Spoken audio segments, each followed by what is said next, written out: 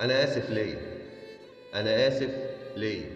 حملتني أكتر من طاقتي وجيت ياما عليا. ما صاحبتش غير همي وضيقتي وما سألتش فيا.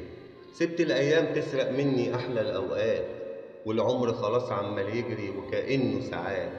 ما فرحتش من قلبي في مرة، وما دقتش غير طعم المر. إنسان كده عادي من بره، لكن جواه الإحساس مات. ما عملتش مرة حاجة لنفسي، ولا يوم حققت اللي في نفسي. وتمكن مني كمان يأسي من كتر ما شفت من الأزمات.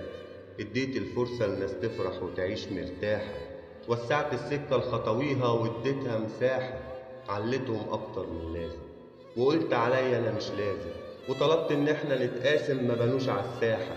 خدوا كل الحلو وسابوا مر، عايشين ويايا وبيضروا.